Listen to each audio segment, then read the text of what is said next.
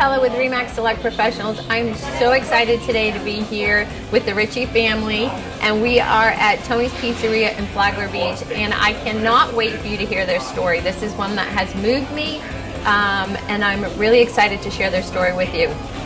So Paul, tell us a little bit about yourself and how this all came to be. So my name is Paul Ritchie. This is Nicole. We have two children, Carmine and Teddy. They're 3 years old and 1.5 right now. And I'm 28 years old, and I've been at this pizzeria for about almost 10, 11 years now. I started as a driver when I was 17, and I ended up buying the business 2 years later, and we've been here ever since. So it's been a long journey, learned a lot along the way, but happy to be here in our hometown still. And he was how old? 17 when I first started working, and then 19 when I purchased it. 19 years old. Yep. That's amazing. I said I didn't know if it was. What enters a 19-year-old's mind to buy a business? Well, I was in school, but I didn't really know what I wanted to be in school for at the time. So I was kind of just doing it just to do it, and I was working here part-time. And the previous owner had opened up. I mean, he opened up a few in town that people go to now still. But this was his 13th pizzeria, and I said, this guy's younger. I said, if he knows what he's doing and knows how to do it, I could definitely learn from him. And I just kind of attached to him as close as I could, and just pretty much took over everything, all the operations of the business, handling the money and everything. So I feel like I was confident in what I was doing. Obviously there's a lot more that came with it that I didn't know, that I kind of learned along the way, but that relationship and just knowing him really opened up my eyes as to what else I could do in the world. So finding him and just kind of nurturing that relationship was the most important for sure. I think that's so important too, to have expanders like that when you're a young entrepreneur and you're looking for people to kind of look up to and show you the way and a path that you want to set out on. So you identified him as an expander for you at such a young age, and really just... Well, I didn't understand why nobody else was looking to him for information or just looking to learn from him based on his story. And I just kind of tried to mirror what he was doing at the time. And now here we are 10 years later still doing the same thing, so it must have done something, right? Yeah, incredible. Incredible. I think we carry that a lot with the boys too, because we've had a lot of conversations about how we want to raise them and college and entrepreneurship, and we really want them to just follow their heart and do what they want to do, and that might not look like a 4-year degree, and that's okay. And we've kind of been living proof that it's okay to take an alternative route and still find success in life. Yeah, a little untraditional, but doesn't mean it can't work for sure. No, I'm an entrepreneur. Yeah, you get it. I get it. So I'd love for you to tell us more about your day-to-day operations and how does that day look for you? Being a young family, and you have 2 children? 2 kids. So it'd be interesting to see what that looks like. So it's a little different now. Early on, it was usually 6, 7 days a week here. We were open 7 days a week at that time. We're open 6 days now, closed on Tuesdays.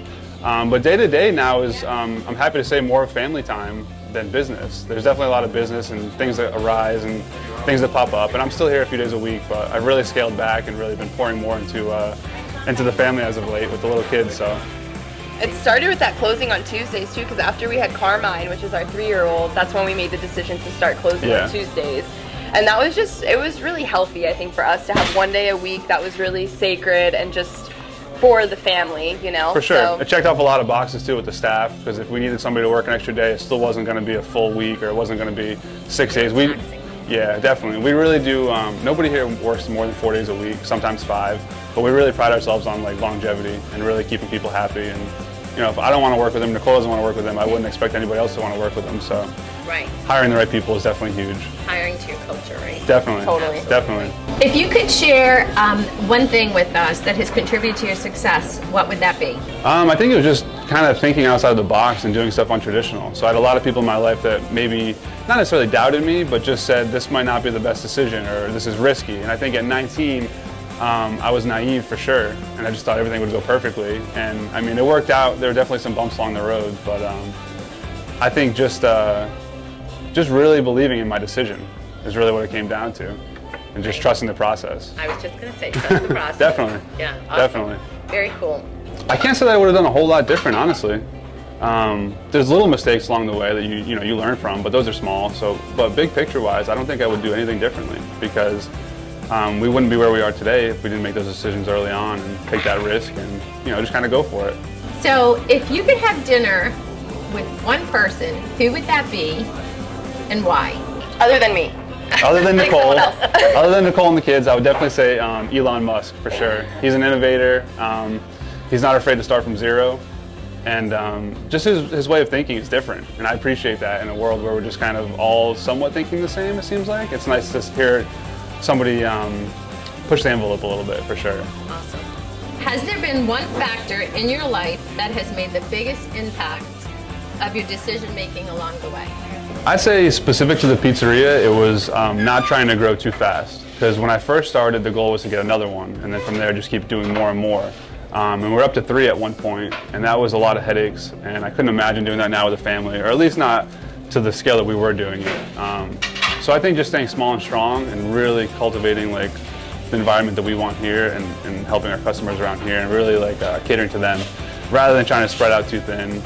And it came to a point where we were just kind of putting out one fire after the next, and the days kind of were long and stressful, and it wasn't fun anymore. And so staying small and strong for sure has made a big impact, definitely. And having a family now too, I'm grateful that I'm not doing more than one or multiple of them. So Cool, very cool. We like having him home too. And I think for me, one of the things I'd love is if you could share any advice for a young entrepreneur. That's why I love your story so much, because you inspire me, and I know that you'd be an incredible inspiration to anyone who could hear your story. So what advice would you give a young entrepreneur looking to start out? I would say relationships are everything, for sure. And what I did with Tony was when nobody really saw any value in him and just kind of looked at it as a job, I saw an opportunity there to grow and to kind of tap into his brain a little bit and figure out how he thought and how he operated and how he structured deals and how he approached shopping centers and how he approached leasing agencies and stuff, and just a whole bunch of stuff. And we still talk today. We have a really good relationship. He's in Fort Myers actually, opening up another pizzeria.